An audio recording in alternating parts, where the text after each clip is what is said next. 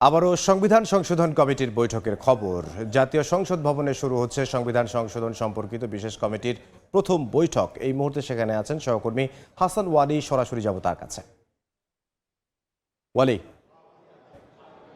সংবিধান সংশোধন সম্পর্কিত বিশেষ কমিটির আজকে প্রথম বৈঠক অনুষ্ঠিত হবে। আমরা জানি স্বরাষ্ট্রমন্ত্রী সালাউদ্দিন আহমেদকে সভাপতি করে 12 সদস্যের বিশেষ কমিটি গঠন করা হয়। গত 13 জুলাই সংসদে এটি পাশ হয় এবং সেখানে কিন্তু আমরা জানি যে বিরোধী দলীয় কোনো সদস্য শেষ পর্যন্ত যোগ দেয়নি এই কমিটিতে। মোট 17 জনের কমিটি হওয়ার কথা ছিল, 5 জন বিরোধী দল থেকে আসার কথা ছিল, কিন্তু সংশোধন আসলে বিরোধী দল চায় না, তারা সংস্কার চায়। সেই জায়গা থেকে কিন্তু আসলে তারা বলছেন যে তারা এই বৈঠক অর্থাৎ এই কমিটিতে তারা অংশ নেবেন না। এরই মধ্যে আজকে প্রথম বৈঠক অনুষ্ঠিত হতে যাচ্ছে। স্বরাষ্ট্রমন্ত্রী সালাউদ্দিন আহমেদ এই কমিটির সভাপতি দায়িত্ব পালন করছেন, তিনি আজকের বৈঠকে সভাপতিত্ব করবেন। এছাড়াও আইনমন্ত্রী, সরকার দলীয় চিফ হুইপ সহ অন্যান্য সদস্যরা কিন্তু রয়েছেন।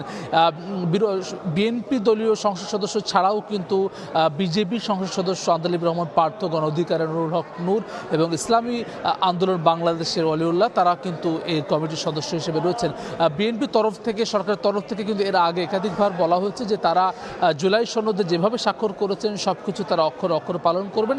সেই বেশ কিছু সম্পর্কিত কিন্তু আসলে সংবিধানের সঙ্গে রয়েছে, সম্পর্ক রয়েছে, সেসব কিন্তু আসলে কিভাবে আসলে বিএনপি এটি সংশোধন করবে সেসব নিয়েই কিন্তু আজকে আলোচনা হবে। বৈঠকের শুরুতেই কিন্তু দুজন সদস্য, সমাজ কল্যাণ প্রতিমন্ত্রী এবং সংসদ সদস্য জয়নাল আবেদিন, তারা কথা বলেছেন গণমাধ্যমের সঙ্গে। সেখানে কিন্তু তারা বলেছেন যে আজকে মূলত এটি কিভাবে কাজ করবে কমিটি, সেটি নিয়ে প্রাথমিক আলোচনা হবে, কর্মপরিকল্পনা নির্ধারণ করা হবে। একই সঙ্গে তারা এখনও প্রত্যাশা করছে যে বিরোধী দল এই কমিটিতে যোগ দেবেন এবং তারা সংবিধান সংশোধনের যে জায়গা সে সব কিছুতে তাদের মতামত সেটি রাখবেন। আমরা জানি যে 5 আগস্ট ছাত্র জনতা গণ অভ্যুত্থানের পরেই কিন্তু আসলে যে ঐকমত্য কমিশন গঠিত হয়, সেখানে কিন্তু দীর্ঘ আলোচনার মধ্য দিয়ে রাজনৈতিক দলগুলোর একটু ঐকমত্য আসে। সেখানেই কিন্তু মূলত কোন কোন বিষয়ে সংশোধন হবে সেসব নিয়েই কিন্তু আলোচনা হয়। সেটি নিয়েই মূলত বাস্তবায়ন করার জন্যই মূলত এই কমিটি গঠিত হচ্ছে সংসদে।